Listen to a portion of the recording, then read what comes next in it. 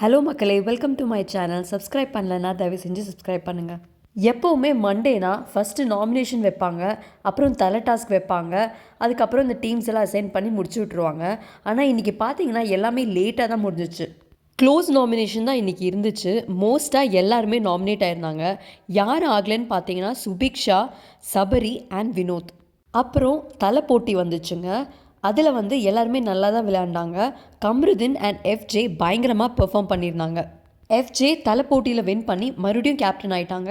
So இந்த big pass சீசனில் 2வது தடவை கேப்டன் ஆனது ஒரே ஆள் எஃப்ஜே தான். மற்றபடி வீட்டில் என்ன நடந்துச்சுன்னு பார்த்தீங்க அப்படின்னா, கம்ருதீன் அண்ட் பாரு இவங்களுக்குள்ளே மறுபடியும் ஒரு பேட்சப் ஆகி ஒரு ரொமான்டிக் சைடை நோக்கி போயிட்டு இருந்துச்சு. அரோராக்கும் கம்ருதீனுக்குமே ஒரு சின்ன கிளாஷ் மாதிரி ஆச்சு. கம்ருதீன் கிட்ட சொல்லிட்டாங்க, நீங்கள் பாரு கூட போய் சேர்றீங்கன்னா ஓகே, எனக்கு நோ ப்ராப்ளம். பட் நான் உங்ககிட்ட அவ்வளோ பேச மாட்டேன், ஏன்னா எனக்கு பயமாக இருக்கும். நான் சொல்கிறது ஏதாச்சும் நீங்கள் அவங்ககிட்ட போய் சொல்லி அதை அவங்க கேமில் கண்டிப்பாக யூஸ் பண்ணுவாங்க. ஸோ அந்த ரிஸ்க்கை நான் எடுக்க விரும்பல அப்படின்னு அரோரா கிளியராக கம்ருதீன் கிட்ட சொல்லிடுவாங்க.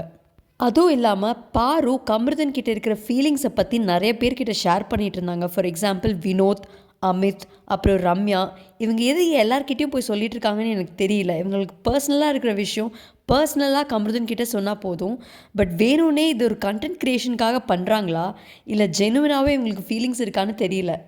அப்புறம் மோஸ்ட்டாக கேமராவில் யாரை காட்டினாங்கன்னு பார்த்தீங்கன்னா எஃப்ஜே அண்ட் வியானா. இவங்க 2 பேருமே நிறைய ரொமான்டிக் சாங்ஸ் பாடிட்டே இருந்தாங்க மார்னிங்.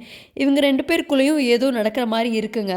அதுவும் ஒரு கண்டென்ட் க்ரியேஷனாக அகெயின் ஒரு ஜெனுவின் ஃபீலிங்ஸான்னு கேட்டால் சத்தியமாக தெரியல. எல்லாருமே லிவிங் ரூமில் இருக்கும்போது எஃப்ஜே வியானா மேலே தலை சாஞ்சு படுக்க பார்ப்பாங்க. உடனே வியானா தட்டி விட்டு எங்கள் அம்மா திட்டுவாங்க அப்படின்னு சொல்லி தள்ளி உட்காந்துருவாங்க. ஏதோ ஒன்று ட்ரை பண்ணுறாங்க, ஆனால் என்னன்னு தான் சத்தியமாக தெரியல. அதுக்கப்புறம் டீம் எல்லாம் ஸ்ப்ளிட் பண்ணி எல்லோரும் ஒரு டீமில் போய் ஒர்க் பண்ண ஆரம்பிச்சிருவாங்க. டுவர்ட்ஸ் த எண்ட் நைட் என்ன ஆகும்னு பார்த்தீங்கன்னா, ஒரு சர்ப்ரைஸ் இருக்குன்னு விஜய் சேதுபதி சார் சொல்லியிருப்பாங்க இல்லையா. அந்த என்ன சர்ப்ரைஸ்னு கேட்டிங்கன்னா, எல்லாத்தோடதையும் ஒரு க்ளோஸ் ஃப்ரெண்ட், ஒரு ஃபேமிலி மெம்பர் அவங்களோட ஃபீட்பேக் கொடுப்பாங்க. அதில் எனக்கு ரொம்ப பிடிச்சது யாருதுன்னு பார்த்தீங்கன்னா, விஜய் கனிக்கு கொடுத்துருப்பாங்க.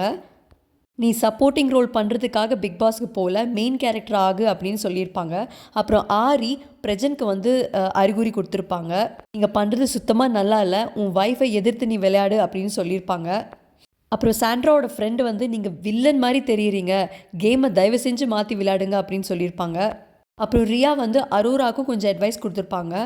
மோஸ்ட் ஆஃப் த பீப்புள் என்ன சொல்லியிருப்பாங்க அப்படின்னா, இண்டிவிஜுவல் கேம் தயவு செஞ்சு விளையாட ஆரம்பிங்க, நீங்கள் அங்கே வின் பண்ண தான் போயிருப்பீங்க, எல்லாருமே உங்களோட காம்படிட்டர்ஸ் அப்படின்னு சொல்லியிருப்பாங்க. ஸோ இப்போ நீங்கள் லைவ் போய் பார்த்தீங்க அப்படின்னா எல்லாருமே டிஸ்கஸ் பண்ணிகிட்டு இருப்பாங்க. மிஸ் பண்ணாமல் பாருங்கள்.